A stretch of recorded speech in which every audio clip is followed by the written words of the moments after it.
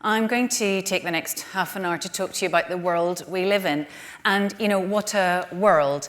It's just so surprising and exciting these days. And I'm going to start with a little socio-political, socio-cultural context before I take you through what I think that means for us as individuals, as consumers, and some of the themes that you as the architects of the modern brand might like to bear in mind and carry forward as you embrace the next 2 days and, of course, your business as usual.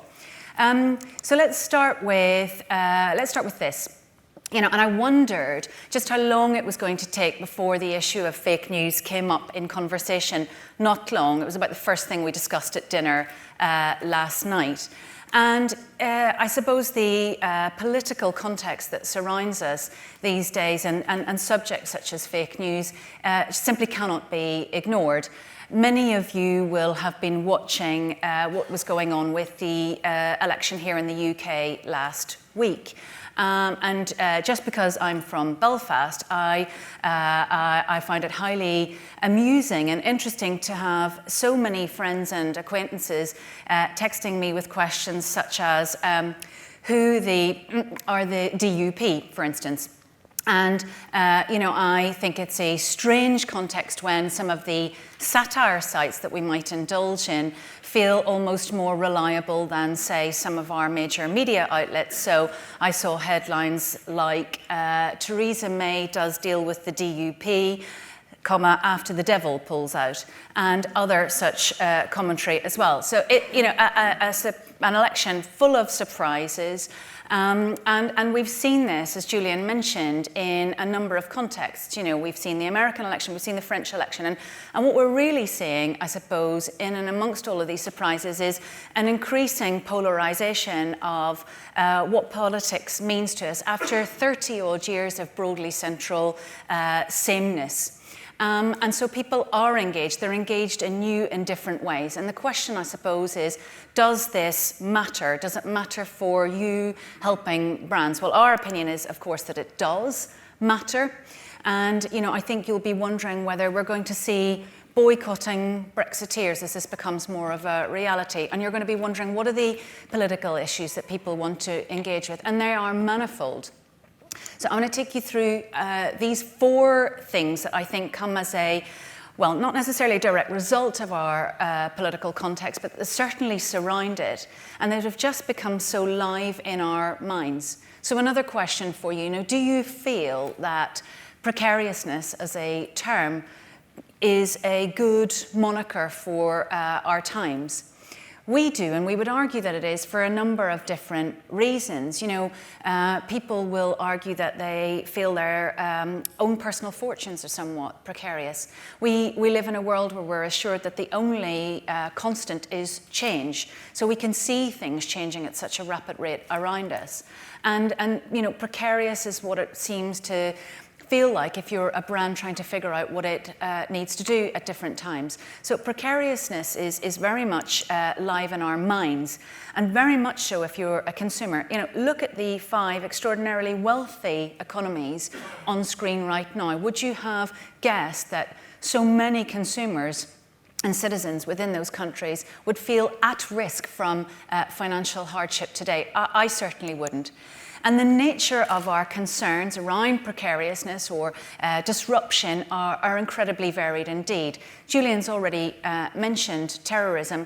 If you live in the States, for instance, the chances of you being affected in your lifetime by terrorism are about 1 in 50 million. So, I absolutely, of course, the threat is present and real and so upsetting and so current. But, that more than half, it's the top concern of the German population. The top concern in China is pollution, and we can see just a flavour of some of the other things that really are present in people's mindsets as they go about their everyday consumerism even. So that's one particular issue to think about. Another one is this concept of post-truth. What is real? In this very constant changing nature, how much can we rely on expertise, on facts, on the guardians of what's supposed to happen? Well, let's take a look at a clip and to get a sense of what we think about that. Violent crime is down. The economy is ticking up. It is not down in the biggest cities. Violent crime, murder rate is down. Then how come it's up in Chicago, up in Baltimore, and up in Washington? There are pockets where certainly we have not tackled your national murder capital, your third biggest city. But violent crime across the country is down. The average American, I will bet you this morning, does not think crime is down, does not think they are safer. But it is. We are safer, and it is down. No, that's your view. I just told no. These are the national FBI facts. What I said is also a fact. Current view is that liberals have a whole set of statistics which theoretically may be right, but it's not where human beings are. But what you're saying is, but hold on, Mr. Speaker, because you're saying liberals use these numbers, they use this sort of magic math. This is the FBI statistics. They're not a liberal organization. No, they're a crime but what I said is equally true. People feel more threatened. Yes, they feel it, but the facts don't support it. As a political candidate, I'll go with how people feel, and I'll let you go with the theoreticians. Isn't that extraordinary? I have to say, I admit, I want to be that woman in that moment. She must have had such fun. But there's no doubt that we're engaged with this for a start. You know, more than 20 million people watched what was happening with Trump versus Comey last week. And whatever your views of President Trump are, it's absolutely striking the extent to which he was able to build so much success, undoubtedly linked to how people feel. And it is in a world of change, in a world where we are constantly wondering about what the machines will do next, the business of feeling, of emotion, and frankly of human fallibility, shall we say, are altogether more pertinent. And this is incredibly important in our view. And this is why you'll see this concept of truth almost becoming even sharper in our focus. The trend of managed transparency is absolutely not new, but the idea that truth is a commodity, truth is something that we can sell effectively, is all the more compelling. This is an example of a company called Provenance, who will use blockchain technology to verify certain companies' supply chain, whether it's toilet roll or coffee beans. Effectively what you're saying about your product line is indeed true. So we can sell the truth, we can measure the truth these days as a brand. And all the more extraordinary that in such a short space of time, the truth has come into sharp focus for, again, the architects of what we discover about our lives. So, you know, once they were a tech company, absolutely not allowed to say that any longer. Striking that they have had to embed themselves in an independent, stronger news initiative where the quality of what's being shared on their network is the thing in sharpest focus. So, you know, of course we're familiar with what that feels like. And, you know, I'm assuming that this term, you know, that is often associated with Facebook, but also just our lives in general, of the filter bubble is familiar to you. You know, and the filter bubble, let's make no mistake about it, is something that we actively welcome into our lives. We enjoy it. We choose to be surrounded with the opinions of those who think like we do. We don't want to see things that contradict our worldview, certainly not all of the time or frequently. So we actively look for those who think like us, those who share our views, increasingly in this polarized world.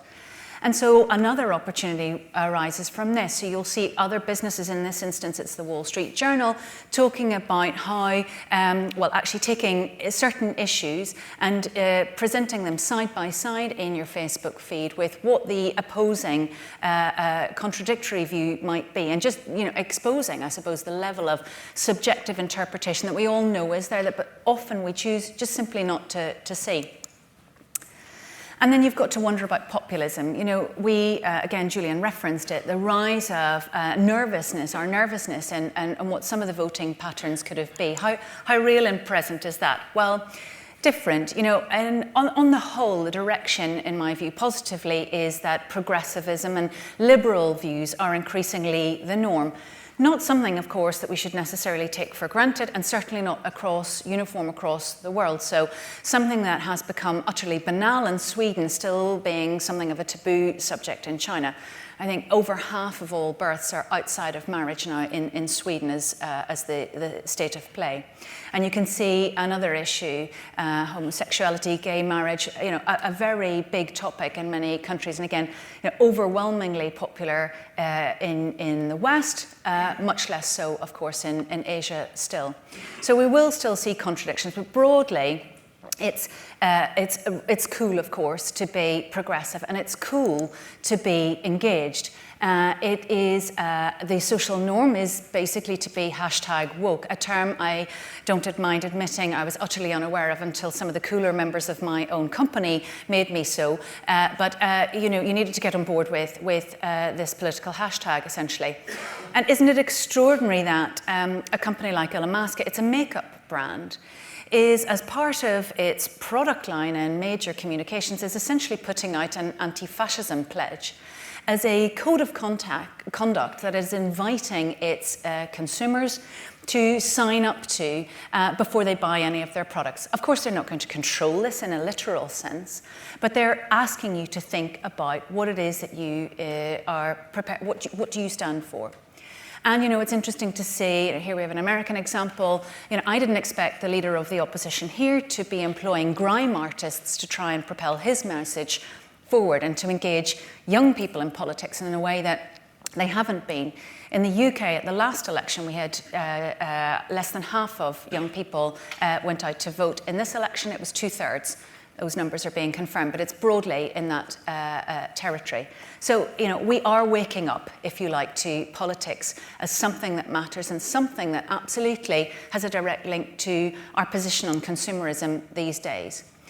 Keeping it in context, you'd be forgiven for thinking that, we're all about to descend on the streets and shout loudly for what matters to us. And certainly, I thoroughly enjoyed participating in the Women's March last year. But we are pop radicals by nature. We get engaged with a particular issue, and then the next thing comes along, and that bubble has burst, and we've forgotten about it again. So you can see the pattern of demonstration, if anything, is reducing in people's lives. So we're engaged, and those who are engaged with louder voice, but it's not going to affect, in many instances, how we actually go about our everyday lives. And you can see that here. So the one thing to be absolutely grateful for is that populism, so far at least, and isn't likely to dictate consumerism. The number of international brands that we consume, we are global, in other words, in our consumer mindsets, and that's not going to go anywhere. But with all of this context and uncertainty and precariousness and some of the P's I've been mentioning, is it really, how do we really engage with consumers these days? They've got a lot going on in their minds. And what do we do with that? Well, the first thing to think about very, very briefly is just who we are and what we want. And, people's identities, their desires, their personal brands are high on their agenda. We asked people, I thought, a very interesting question last year. We asked them the extent to which the brands that they buy, they wanted them to be a reflection of their style, their taste, their personality. And you can see from the stats on screen that overwhelmingly that's what we're looking for. So favourite brand, perhaps that's not surprising, but you want your supermarket to effectively be an extension of yourself. The same applies to banks and to other sectors as well. So gone are the days, and you probably knew this anyway, where any brand is essentially master of its own carefully carved destiny. The consumer alone decides what a brand will stand for in their lives, at least. But on the flip side, it's incredibly positive because we're actively inviting brands to help us shape who we are in our own destiny and to be very much a part of our lives. So that's an invitation to do a lot more than I think sometimes we may think we have permission to do. Of course, we know our lives are very performative, very visual these days. This is the proportion of young people posting selfies on a weekly basis. This is the number of people who post photographs to their social media feeds on a weekly basis. It's a very time-consuming and arduous business, but one of the utmost importance. I will say this, did you know that 49 people have died this year from taking selfies? Mumbai has 19 no-selfie zones. The Russian state has published a safe selfie guide. It's a tricky business getting it right. One I would suggest not worth dying for. Nonetheless, our identity and our visual casting matters hugely to us. So much so that we'll keep on doing it until we get it right. So daily, weekly, constant editing of who we are and how we want to project ourselves is very much the order of the day. And, we too embrace, as consumers and as citizens this notion of post-truth for ourselves. 42% relates to the proportion of us that only post positive comments about ourselves. So if it's distasteful, if it's embarrassing, if it's disastrous, it didn't happen because it ain't on your social media feed. Instead, what is are things like Instagram stories or Snapchat, where effectively, it's disposable, so it doesn't really matter what we say anyway. So the business of constant reinvention is absolutely critical to us. And that constant reinvention is really about what's happening in the moment. And this just matters in so many arenas. I think it's interesting just to see how active the internet and the social internet has become. Live stream, as you can see here, now becoming a really quite mainstream activity with a forecast curve that's absolutely strong to go with it. And you can see the proportion of people within the bar charts who aren't just watching those live streams, but are posting them themselves. So this is very much a two-way conversation with consumers and consumers together, with brands, with everything else that they wish to engage with. And populism, really, it really matters in the context of popularity.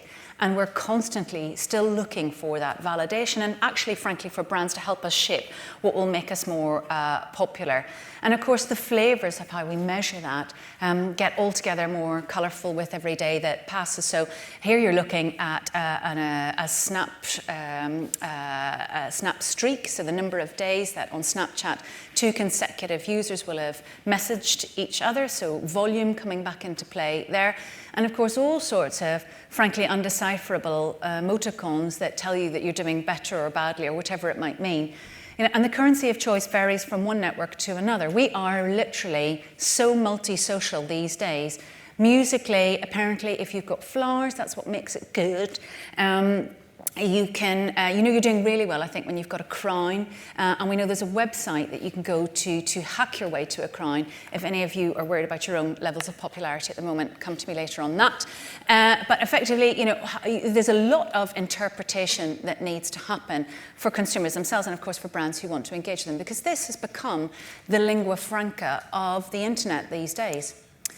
So what would I say to you thinking about, what do I do with all of those rather broad concepts? Well, here are some of, I think, the rules of engagement, or certainly things that I'd invite you to give pause for thought to. And I'll take you through each one of these quite briefly. And the first one is, of course, be emotional. And I was just having a conversation with Nick before we came in about the business of emotions, how we measure emotions, how much more this matters, how it decides the fortunes of brands rather more than it ever has in the past. And I can't do that justice in the next couple of seconds, but I'll give you one illustration of just why it's so extraordinary. The business of emojis is very serious. I've already said that, despite the cartoon feel. We measured the number of people who we could describe as super emoji users, which at the end of last year was coming on for a third of the global population. That's people who are posting emojis every single day. And we're expecting that to near double over a 12 to 18 month period. It's not just for the kids, in other words. Everyone, an increasing number of people are not just using them, but using them a lot. So whether, the prospect of interjecting an emoji into your brand communications makes you feel positively nauseous, and I suggest it should, it doesn't really matter. These are the signals that your consumers are using to talk to each other, and it's on you as agencies helping those brands decipher to interpret what a lot of those messages and emotions mean. It's absolutely critical. We've mentioned interactivity. Conversation is absolutely the order of the day. Many of you will know what we're doing with instant messaging, that conversational commerce train that allows us as brands to talk directly over our smartphones to any given entity. And we're getting very, very good at that. And that's only getting started in terms of possibility. Then we see things like voice commands. The sales of Alexa last Christmas were absolutely extraordinary. We've got Google Home to think about. Voice commands coming very intuitively into consumers' household arenas. You can see our forecast of the numbers of people who've actively engaged with it, but who are also incredibly interested to do so, driven forward, propelled forward by, adjusting to things like contactless and intelligent assistance in many, many more arenas of their lives. And just one example of that is Amazon's Echo Look, which they've launched now in the US, which, for those of you who aren't familiar with it, is a fashion service. So the camera takes a picture of you in all of your preened glory, adjusts the lighting and the look so that your selfie can be absolutely perfect, and helps you upload that to wherever it is that you want it to go. But not only that, it is using algorithms and fashion experts to then advise you on how to adjust that look, what your lookbook needs to do to improve itself, and other items that you could bring in the future in order to be the best possible version of you. So constant feedback, this constant conversation loop that we are wedded to, and it is just going to be so surrounding. Another thing I suggested was think about being fluid. So fluid in the sense of identity. We've already seen how fluid we are in terms of how we describe ourselves, but new types of identity. I talked last year about identity. For those of you who are here will remember, so many things make up in our consciousness who we think we are, the careers we have, our nationalities, the food we eat, the sites we engage with, on and on it goes. And increasingly, it matters to even things that were once so stable like gender. So this is the proportion of people who agree that people should be allowed to choose their own gender. And in February this year, the TV show Billionaire showed its first gender non-binary character in a no less testosterone-fueled environment as a hedge fund setup. So again, here we're inviting ourselves and everyone else to rethink, who we are and how we describe ourselves. Filter bubble, absolutely have to engage with this. It'll come as no surprise to you that the network that surrounds us is incredibly personal indeed. And while we have indeed seen a rise in the YouTube celebrity, no amount of Zoella in our lives is going to replace the substantive view of our friends and family. So actually, if you're a brand wondering how the hell you're going to be discovered, given the filter bubble, by those customers who've never seen you and who don't know you exist before, the main route to that is actively participating in people's very personal networks, which is why you'll see services like this, Buzz Agent, using what we would call micro-influencers, people like you and I, using small incentives to talk about products in an everyday context and just recommend things. So, it's extraordinary. We talk about scale and mass voice everywhere we look, and yet actually building brands of the future might be on a one by one conversion rate. And the truth of all of this is hard. The one other thing that we would say is, this is the New York Times, is take a stand. Or if you're not going to take a stand, at least open up that conversation, because political engagement is basically everywhere. Not without trepidation. Pepsi have learned that it's a pretty difficult thing to pull off well. And here's Heineken's latest ad asking people to engage with issues that matter and not giving their own personal perspective, simply opening up that conversation. And you can see from the commentary that, mixed views. But nonetheless, it's important to have the conversation. It's potentially important for some of you to try and pop the bubble. This is LinkedIn's Trending Storylines new initiative, where the algorithm continues to put the things that matter most to us in front of us, because it knows what we like, but it also has human editors exposing the different angles of the story at hand, so that you also get a broader perspective than the one that you are expecting to see. Or perhaps something like this. The Kind Foundation is actually a healthy snack brand in America, and its initiative is to try and expose you to what your demographic counterparts with opposing views might think, and invites you to follow people that you wouldn't otherwise be connected to, just again to broaden your horizon. So different ways to engage with the filter bubble and the issues at hand. There's so many ways to play with this. But the one thing I would say as I round off is that you must play with this in a way that is genuine and authentic for you. Don't try to be somebody else, whatever that, persona or brand that you've built, the values that you've built, be genuine with them. It is the single biggest thing that is likely to drive advocacy for you. If you're seen to be genuine, it will almost certainly propel people to talk about you and recommend you to their friends and family. No mean feat in a world where actually so many things can detract from positive brand impressions and certainly advocacy. And I just want to finish off with one example of how we've seen. So I'm here with Chief Operating Officer Mike Van de Ven. He's going to tell us a little bit about yesterday and today's events, where things stand right now. Well, Brooke, thank you. Well, first of all, what I want to do is apologize to our customers and our employees. I realize how frustrating it can be to have your travel plans disrupted, and I realize some of those travel plans are for some really special moments, and they can't be replaced. So I wanted to thank our employees for their heroic efforts, and then also our customers for their incredible patience. Just a short clip of basically Southwest Airlines COO doing live streaming through Facebook when they have a horrible outage last year and all hell breaks loose. And what happens is you can see a very angry population of people whose travel plans have essentially been decimated, interacting with the Facebook feed with rather largely angry tones, soften in their commentary as he gets on live and starts to talk to them about, what happened, why it happened, what they're doing about it, practical suggestions of what to do.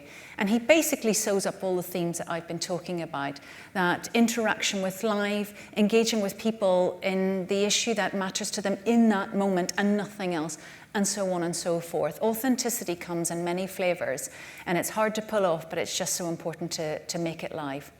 So let me leave you with 3 straightforward, easy principles for the modern brand as you step into the next 2 days. I couldn't encourage you enough to invest in empathy, in feelings, in what your human voice needs to be. If it is only so much as having a constant conversation with consumers, so be it. Empathy is very much the order of the day in our world of algorithms. Mean more to your identifiers. We want brands to be an extension, a reflection of who we are in our best moments. Figure out what the people who are core to you really care, why they care about you, because their network effect and their filter bubble will be what dictates some, at least, of your fortunes. And live up to your values in that Southwest sense, in terms of who you are as a brand, but also just in terms of living it in an interactive fashion every day, whether it's live streaming or wherever else you may see it. So that's a lot to think about. I hope I've given you lots of food for thought. A whirlwind tour of about 25 trends. If any of you would like more detail on any of those, of course, myself and some of the colleagues will be here for the next couple of days. And we thought we'd do a little fun thing. If you give us your business cards, we will enter you into a prize draw, and somebody is going to win a fabulous trend workshop delivered for free for you or a client of your choice. So I hope I've encouraged you to engage in a free workshop, or at least the politics and the issues of our day. And I wish you the very best time over the next 2 days. Thank you.